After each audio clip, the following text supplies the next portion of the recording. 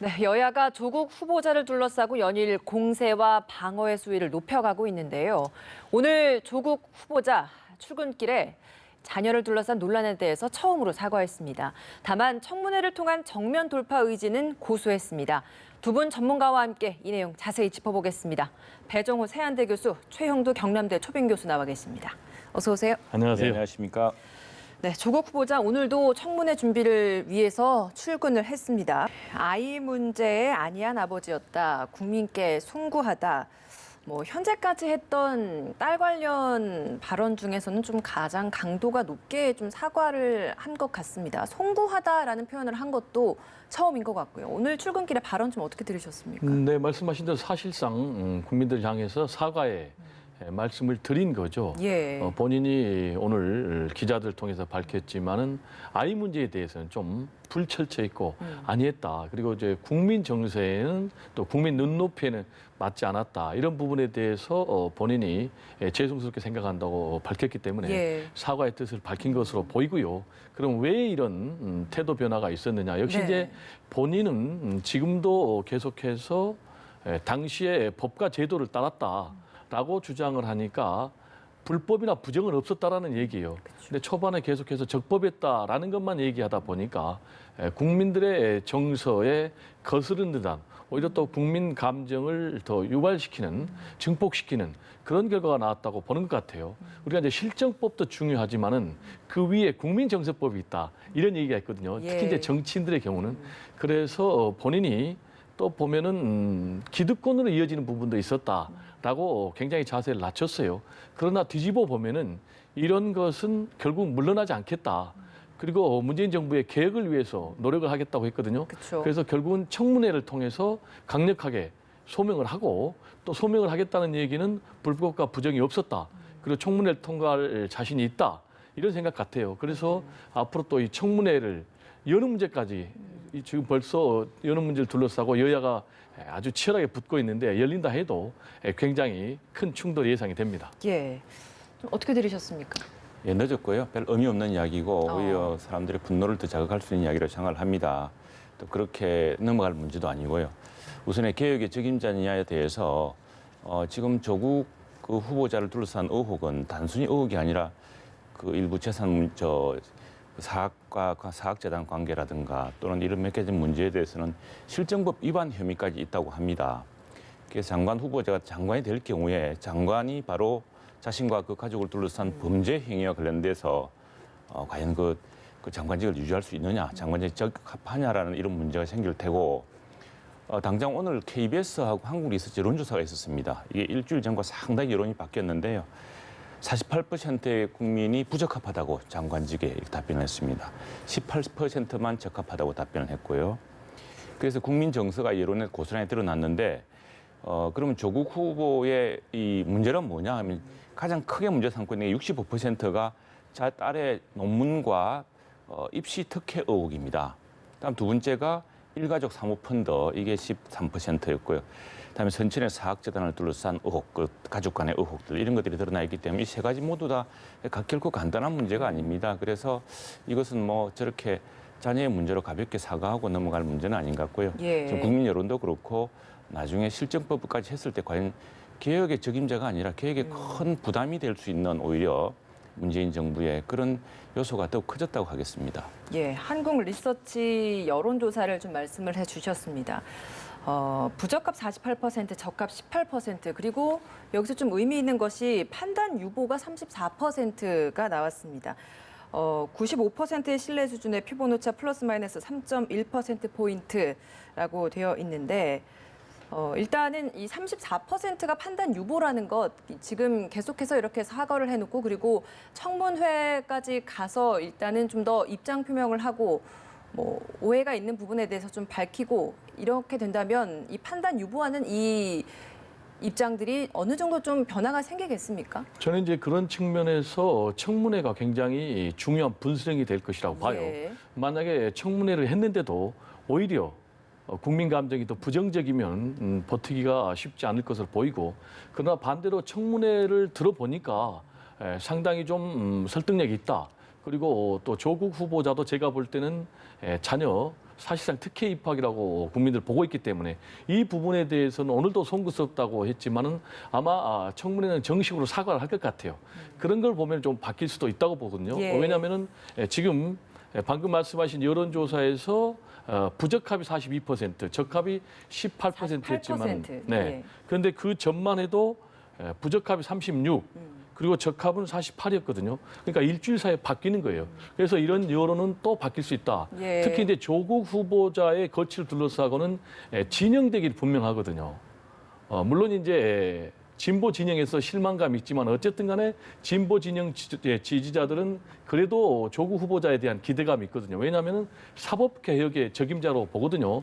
문재인 정부의 핵심 개혁 정책이 검찰개혁이고 그리고 사법개혁, 법무개혁이기 때문에 이것의 책임자는 조국 후보자다라고 문재인 대통령이 믿고 있고 또 이게 자초하면은 전체 문재인 정부의 개혁 정책이 자초할 그런 우려가 있다고 지금 이제 진보 진영의 지지자들은 보고 있기 때문에 예. 만약에 분수령이 될 이런 청문회에서 설득력 있는 얘기가 나오느냐 안 나오느냐 이거가 이제 굉장히 중요할 것 같고요. 예. 그런데 더 중요한 것은 지금 과정에서 혹시 제2, 제3의 결정적인 폭로가 있느냐 없느냐 이 문제도 저는 굉장히 조국 후보자의 거취에 중요한 문제가 아닌가 이렇게 생각이 듭니다. 예, 내일 검찰 개혁을 포함한 정책 구상을 또 발표하겠다라는 이야기를 했습니다. 청문회가 열리기 전에 이렇게 정책 발표를 하는 것도 이례적인데 지난번에 한번 안전한 사회라는 구상 하에 첫 번째 정책을 발표했고 이번에 두 번째를 발표할 것 같아요. 검찰 개혁 내용이 나올 것 같은데 이런 내용이 좀 나온다면 사실 정책 검증은 굉장히 중요하지 않습니까? 좀 어떤 변화가 있겠습니까? 정책에 대해서는 이미 뭐 대통령의 후보 공약이라든가 이게 다 드러나 있고요. 그 윤곽에 대해서는 뭐 좋은 정책은 해야죠. 그 정책이 새로운 정책이 갑자기 나타나겠습니까? 그런데 지금 중요한 거는 뭐냐면은 어제 아침에 경향신문에 아주 진보적인 학자 칼럼이 아주 눈을 끌었습니다. 뭐냐면은 지금 10% 정도의 권력에 있는 진보 엘리트들이 말하는 것을 보면 이게 그 바깥 세상에 있는 사람들과 굉장히 유리되어 있다고 했습니다. 그러니까 이분들이 지금 조국 지키기, 조국을 옹호하는 지금 우리 배 교수님도 이제 진영 간의 대립이라고 했습니다만 그 진영 간의 이런 대립이 상당히 걱정스럽습니다. 왜냐하면은 똑같이 서로 추락하자는 이야기거든요. 말하자면은 진보든 보수든 정부가 바뀌고 했으면은 과거 정부의 잘못도 그렇고 과거에 드러났던 잘못들을 되풀이하지 말아야 됩니다. 사람들이 그것을 바라고 있는데 이른바 진보라고 하는 사람들이 똑같은 이야기를 하고 있습니다. 그게 무슨 문제냐라고 이야기하고 있고 그래서 상식적으로 상당히 납득이 되기 힘든 이야기를 하고 있습니다. 그것이 모두에게 열려진 기회였다고 한다거나 오늘 조국 교수도 조국 후보자도 그렇게 접근할 수 없던 사람들이 많다고 하지 않았습니까? 근데 민주당 의원들은 당시에 그게 특혜를 비출지 모르지만 모두에게 허용된 기회였다라고 이야기하고 앞뒤가 맞지 않는 이야기를. 그러니까 이게 너무 지나치게 저희들이 바라는 것은요. 어느 정부든 보수든 진보든 좀 더 과거의 잘못을 딛고 과거 정유라 때 사람들이 폭발했던 거 아닙니까? 지금 서울대학교, 고려대학교에서 학생들이 시위를 벌이고 곧 부산대 어진에서도 뭐 시위가 있을 거라고 하는데 지금 그건 과거 이런 입시 부정이라든가 특혜 의혹이 불러일으켰던 국민적 정서를 안다면은 되풀이하지 말아야죠. 그런데 굉장히 나쁜 형태로 되풀이되고 있습니다. 그런데 그 되풀이되는 데 대해서 그것을 더 씻고 더 앞서 나가자는 이야기는 없고 오히려 자꾸 두둔하고 상대방 이야기를 다시 끄집어서 물타기를 하는 이런 장면들은 국민들이 볼 때 굉장히 실망스럽고요. 이것들은 아마도 양측에 다 특히 스스로 진보를 자처하고 더 공정하고 더 공평하고 더 정의로운 사회를 이야기했던 사람들이 얼마나 그것이 허구였는지를 그게 오히려 부메랑이 되어 들어올 아주 나쁜 지금 징후가 되고 있습니다. 예. 제가 이제 좀 첨언을 하자면은 예. 조국 후보자에 대해서는 저는 세 가지를 좀 우리가 짚어봐야 될 것 같아요. 첫 번째는 거짓말이 있었느냐 없었느냐. 만약에 해명 과정에서 거짓말이 있었다면은 저는 조국 후보자가 버티기 어렵다고 봅니다. 그리고 두 번째는 불법이 있었느냐 없었느냐. 이게 굉장히 중요해요. 그런데 지금 불법은 확실하게 드러난 것이 없거든요. 그래서 만약에 불법이 드러난다면은 조국 후보자가 버티기 어렵고요. 그리고 세 번째로 문제가 되고 있는 것이 특혜 또는 이제 특권들 로 인식되는 국민들이 이제 굉장히 부정적으로 보는 부분이죠.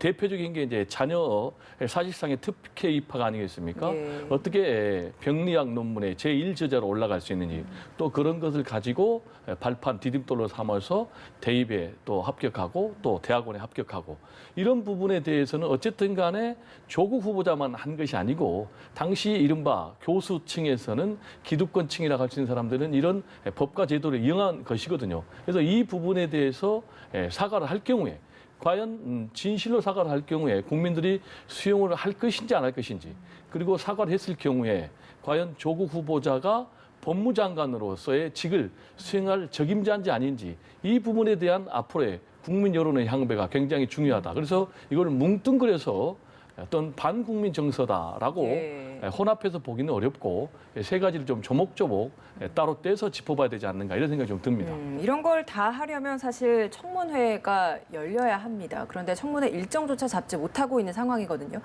야당에서는 9월 초에 3일 정도 하자.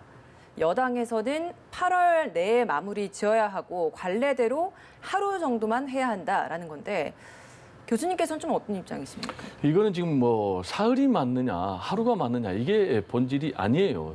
중요한 것은 국회가 인사청문회법에 따라서 하느냐 안 하느냐 이게 굉장히 중요하거든요. 지금 이제 국회 인사청문회법에 따르면은 국회 청문 이제 요청이 오면은 20일 내에 해야 되는데 15일 내에 맞춰야 되죠. 예. 그게 따르면 이제 이달 30일까지는 해야 돼요. 그런데 지금 이제 계속해서 안 하고 있고 그래서 민주당에서는 그러면 그렇게 계속해서 안 하면은 국민청문회를 열겠다고 하니까 다시 한국당에서는 그러면 사흘 청문회를 하자 이렇게 요구를 하고 있거든요. 그러면은 국회 인사청문회법에 따르면은 사흘 이내로 하게 돼 있어요. 그러나 이제 역대 관행을 보면은 국무위원급, 장관급은 하루만 하고 그렇죠. 국무총리 이런 급은 이제 이틀 하는 것이 하죠. 관행이었거든요. 그럼 이제 박근혜 이명부 정부 때는 어떻게 했느냐? 예외 없이 이 관행을 지켰어요. 즉 그 얘기는 여야가 서로 상호 존중하고 신뢰했다는 얘기예요.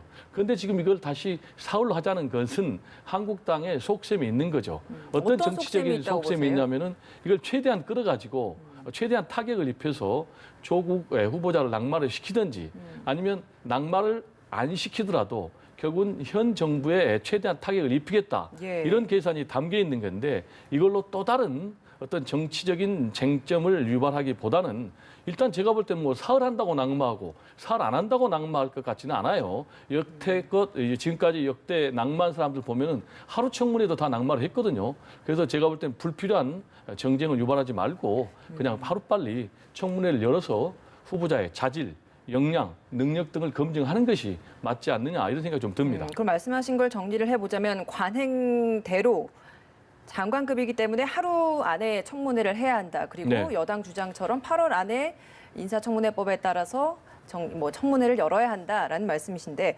한국당이 주장하는 것은 지금 계속 나오고 있는 것이 역대 장관 후보자들보다 가장 많게 의혹이 나오고 있기 때문에 3일 동안 해야 한다라는 주장인데 여기에 대해서는 어떤 입장이십니까? 이제 그렇게 따지면은 가장 많은지 안 많은지는 모를 일이잖아요. 예. 지금 한국당의 주장이잖아요.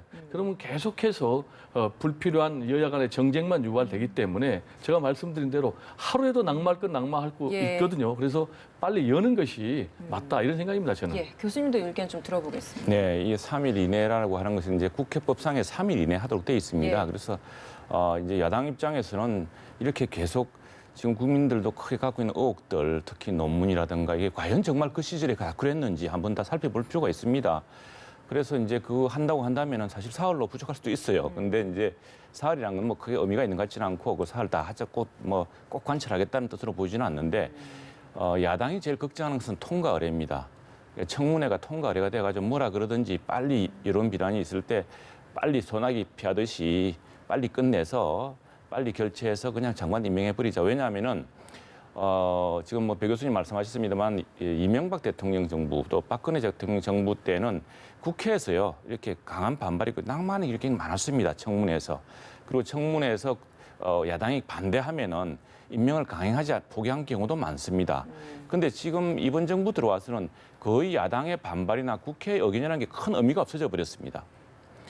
대부분 강행하고 이번에도 결국에는 조국 후보자가 청문 하루 마치고 통과를 하고 하루 정도 뭐 더들썩한 청문회 속에서 또 자기 할 말만 하고 나서 그러면은 또 한번 핑퐁을 하겠죠. 청문 보고서가 채택되니 많이 하다가 대통령이 그냥 재가를 해서 임명되면 끝입니다. 예. 그런 통과 의뢰, 국회의 인사청문회가 지금 통과 의뢰가 되고 있는 이런 상황에 대해서 그동안 이게 첩첩이 쌓여왔기 때문에 이런 데 대한 우려와 불신이 야당이 제일 큰 것 같고요. 그래서 저는 앞으로는 사실 이런 논란을 피하려고 하면은 인사청문회 제도가 미국 제도 비슷하게 돼 있습니다. 그렇다고 한다면은 장관급 정도는 그럼 아예 그냥 표결로 붙여버리자, 본회의에서. 그래서 이게 청문 뭐 보고서를 안 써주고 야당이 안 써줘서 보고서가 채택이 안 되고 이렇게 해서 그 장관 임명이 지연되고 이런 사태를 막기 위해서는 예. 차라리 앞으로는 그러면 이럴 경우에는 그냥 전체 본회의에 포기를 붙여서 예? 그렇게 해서 찬반을 물어보면은 결론이 날 일인데 또 그건 아니거든요. 지금 시스템은 대통령이 강행하면 됩니다. 강행하면 되는 거고 야당은 결국에는 이제 뭐 사실은 뭐 닭 좋든 개 되듯이 그 지붕만 쳐다보고 있는 꼴이 되고 그래 되면 결국 넘어가는 겁니다. 넘어가는 것이기 때문에 그런 것들 야당이 가장 우려하고 있고 그래서 지금 이 문제에 대해서 좀 철저한 검증과 인사청문회 제도의 효력을 제대로 살리기 위한 야당의 이제 원내 전술이라고 봐야겠죠. 내일까지 이제 민주당은 청문 일정 잡지 못하면 다음 날 27일 날 국민청문회를 고려해보는 방안도 네네. 지금 생각하고 있는 것 같습니다. 기자협회 그리고 방송기자협회에 주관해달라라는 요청서를 일단 공문을 보낸 상태인데 이 국민청문회에 대해서는 좀 어떤 견해시죠? 유례가 없는 것이죠. 그거야 뭐 그렇죠. 대한민국이 자유 나라고 민주주의 나라니까 어떤 일을 어떤 일 다 할 수 있겠지만 뭐 지금 조국 후보자도 어떤 이야기 할 수 있고 또 어떤 인터뷰도 할 수 있지 않습니까? 할 수 있지만 국회 인사청문회법이 정한 절차를 지켜야죠. 그 절차를 지키려고 해봐야 되는데 지금 야당이 누구나 3일 하자고 제안을 했지 않습니까? 그러면 날짜 조정을 해봐야죠. 해봐야 되고 해보면 될 일을 지금 그럼 야당은 또 거꾸로 야당에서도 바깥에서 그러면 국민청문회만 하자 이렇게 하고 하면은 국회 인사청문회 제도를 아주 희화화시킬 수가 있습니다. 그래서 그것도 오히려 여당 입장에서는 차라리 야당을 빨리 집중시키려고 하자면은 빨리 해서 이 문제를 가부를 내자고 해야 되는데 지금 그걸 뭐 국민청문회 한다고 해서 그게 우회로가 될 것 같지도 않고요. 예. 그게 뭐 오히려 더 비난의 소지만 클 것 같습니다. 예. 이건 제가 좀 첨언을 하면은 국민청문회법이 맞냐 안 맞냐가 지금 본질이 아니죠. 지금 국회 인사청문회법에 따라서 청문회를 제대로 하느냐 안 하느냐 이게 본질이죠. 이걸 안 하니까 한국당이. 그러니까 민주당에서 계속해서 안 하면은 우리는 국회 인사청문회법에 따라서 해야 되겠다. 그래서 국민청문회법이라도 하겠다. 즉 한국당더러 빨리 법대로 하자라고 압박하는 카드를 쓰는 거죠. 그래서 예. 제가 볼 때는 뭐 사흘 청문회도 좀 모양새가 안 맞고 국민청문회 이것도 모양새가 안 맞거든요. 그래서 국회 하면은 법을 만드는 곳 아닙니까? 그래서 법을 지켜야 되는 곳 아니겠습니까? 그래서 빨리 국회 인사청문회법에 따라서 청문회를 하루빨리 열어서 지금 국민들도 좀 궁금해할 것 같아요. 과연 야당 또는 이제 일부 언론에서 주장한 대로 그런 의혹들이 사실인지 아닌지 그래서 이런 궁금증들을 빨리 국회 인사청문회를 통해서 명명백백하게 규명을 해줄 의무가 국회가 있다. 저는 이런 생각입니다. 그럼 국민청문회는 열릴 가능성은 낮다고 보시는 건가요? 저는 이제 낮다고 보지는 않죠. 그거는 상황에 따라서 정치는 생물이기 때문에 지금 어쨌든 간에 민주당 전략은 최대한 빨리 하자. 즉 그 얘기는 뭐냐면 매를 맞을 거면 빨리 맞겠다는 거고 지금 한국당은 최대한 늦추겠다. 이유는 이걸 어떻게든지 끌고 가서 추석 민심까지 이어가겠다. 그래서 전국의 주도권을 잡겠다. 그래가지고 결국 조국 후보자를 낙마를 시킬 경우에는 문재인 정부의 핵심 개혁 정책인 이제 사법 개혁, 또 검찰 개혁 이런 것들을 좌초시킬 수가 있고, 예. 그러면 전국의 주도권을 잡을 수가 있고, 또 레임덕이 올 수도 있고, 그래서 총선에서 승리의 또 발판을 잡을 수도 있다. 반면에 뒤집으면 민주당에서는 그렇게 되면 레임덕으로 이어지고 총선에서도 힘들어지고 더 나아가서는 뭐 총선 전략 플러스 대선 전략까지 흔들리기 때문에 결코 양보할 수 없다 이런 건데 어쨌든 지금 여야가 당리당략으로 서로 나서고 있는 것은 사실이에요. 그래서 법이 중요하니까 법대로 하루빨리 국회 인사청문회를 열 필요가 있다. 이런 말씀을 좀 강조하고 싶습니다. 예. 여론조사를 보면요. 대통령 지지율이 긍정보다는 부정이 조금 앞서고 있는 상황입니다. 아무래도 최근에 있었던 조국 후보자와 관련된 여파가 좀 반영된 수치라고 봐야겠습니까? 네, 맞습니다. 아주 대통령 업무 평가 부정 지표가 제일 높습니다. 지금이 제일 49%가 높아졌거든요. 그 중에 하나에 보면은 여러 가지 대북 관계라든가 외교 문제 뭐 이게 대한 불만 그리고 있지만 그 반대하는 부정 평가하는 응답자들의 응답을 보면요. 그 중에 인사 문제가 한 9%가 됐습니다. 인사 문제라는 것은 새롭게 좀 등장한 항목입니다. 근데 지금 뭐 우리 여론조사를 보면은 사실은 상대적으로 문재인 대통령을 투표 때 선거 때 투표했던 사람들이 응답률이 훨씬 높습니다. 응답 비율이 전체적으로 보면은. 그래서 응답 구성을 보면 민주당 지지자가 한 40% 되고요. 자유한국당 지지자는 20% 정도 응답자 구성이 그렇게 돼 있습니다.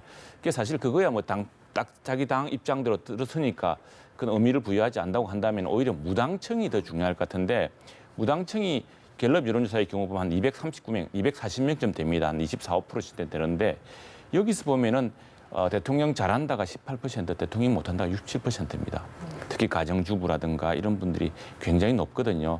20대도 부정평가율이 높고 이것들은 최근에 조국 뭐 조로남불이라고 하지 않습니까? 예, 이 국면에 영향을 크게 받았다고 하겠습니다.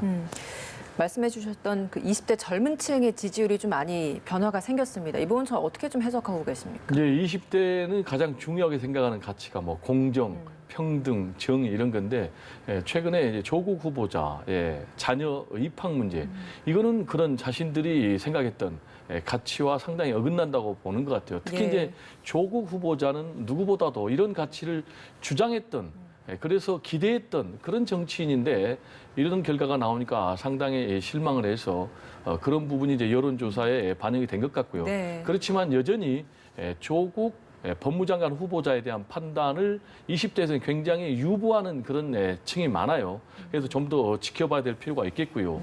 그래서 지금 민주당에서는 20대, 30대 젊은 층을 잡기 위해서 앞으로 뭐 20표 정도 예산을 또 집행하겠다. 그리고 또 선출직에 도전할 경우는 현재는 이제 10% 이상을 득표로 하면은 50%를 선거 자금을 돌려주고 15%를 또 득표로 하면 100% 돌려주는데 이런 걸 뭐 청년들의 경우는 7%에서 12% 낮추겠다. 뭐 이런 정책도 지금 개발 중이고 청와대도 또 전국적으로 뭐 청년들과 소통을 하겠다고 지금 노력을 하고 있는 것 같아요. 그렇지만 이제 가장 중요한 것은 현실적으로 조국 후보자 이 문제가 어떻게 정리가 되느냐에 따라서 20대의 여론조사는 계속 출렁일 것으로 그렇게 전망이 됩니다. 알겠습니다. 이번에 한국당 어제 있었던 장외 집회 이야기를 해보겠습니다. 광화문에서 장외 집회가 열렸습니다. 역시나 뭐 조국 사퇴 그리고 대통령의 사과를 요구하는 목소리가 컸었는데 이 장외 집회가 시작하기 전에 당 내에서도 비판의 목소리가 있었던 게 사실이었습니다. 근데 어제 장외 집회에 좀 일정 부분 효과가 있었다고 보십니까? 저도 장외 집회 가봤습니다. 가봤는데 실제로 지역에서 제가 살던 마산에서도 사람들이 많이 왔고요. 지역에서 많이 왔습니다. 어제 아마 주최 측에서도 상당히 많이 왔다고 하고 한국당에서 10만 명을 추산하고 있습니다. 그래서 역대 최근에 한국당 장외 집회 중에서 가장 많았다고 하는데 이건 뭐 사실은 당이 이끌었다기보다는 당 대표가 이끌었다기보다는 국민 여론이 지금 이끌었다고 봅니다. 사실은 이 문제에 대해서는 지금 뭐라고 이야기를 해도 이건 손바닥으로 하늘을 가리는 격입니다. 모든 일에 대한 공정과 정의와 공평한 기회를 주장했던 바로 그 정부의 그 핵심적인 인사가 바로 이런 문제를 하겠다는 것을 과거의 정유라 사건도 그런 거 아니었습니까? 이게 나라냐라는 이야기가 나왔던 것이죠. 지금 그런 여론이 이제 나왔기 때문에 이렇게 했는데 한교안 대표 이제 그 연설 중에 이런 말이 있더라고요. 자기 모든 걸 내려놓겠다. 지금 이 나라가 굉장히 위기다. 뭐 그런 이야기를 했는데 뭘 내려놓겠다는 의미였을까요? 근데 지금 자기가 당 대표로서 또 당을 나라를 살리기 위해서 모든 것 어떤 것이든 다 하겠다는 이야기죠. 그 이야기는. 그래서 지금 그건 어떤 의미로 보자면 야당에서는 그게 장외 집회가 대권을 위한 행보다고 했는데 그거는 조금 항상 여당은 야당의 그런 프레임을 붙여왔습니다만 어제 오히려 나는 그 대목에 주목될 대목은 어제 그 옆에 언론인도 몇 명 있어서 같이 들어봤는데 제일 주목한 대목은 내가 나라를 살리기 위해서 내가 모든 걸 내려놓겠다라고 했던 대목이 저게 무슨 뜻이냐 그렇게 다들 물어봤습니다. 지지율 상승으로까지 이어질 것인가? 이 부분은 어떻게 좀 보십니까? 그거는 좀 두고 봐야죠. 왜냐하면은 지금 자신들의 노력에 의한 결과가 아니고 조국 사태에 따른 반사 효과가 굉장히 크거든요. 그러면 이제 앞으로 어떻게 해야 되느냐? 제가 볼 때는 실력 있는 대안 정당이 돼야 될 것 같아요. 굉장히 현 정부의 뭐 안보 문제, 경제 문제를 질타하는데 한국당이 주장하는 마땅한 제가 볼 때는 뭐 안보 또 경제 정책이 없는 것 같아요. 한반도 평화 프로세스 반대만 하지. 그러면서 9.19 남북 군사합의 폐기하라. 그리고 또 한반도 핵 재무장하자. 이런 뭐 여전히 냉전 논리 그리고 분단을 고착화하는 이런 것밖에 없기 때문에 네. 대안 정당으로 좀 가야 되고 그리고 어쨌든 간에 중요한 것이 보수의 가치가 좀 분명히 서야 되는데 그런 모습이 좀 보이지 예. 않고 그리고 세 번째로는 혁신과 통합이 필요합니다. 한국당은 중도 외연으로 확장을 해야 되는데 그러려면은 새로운 인적 쇄신이 좀 필요하고요.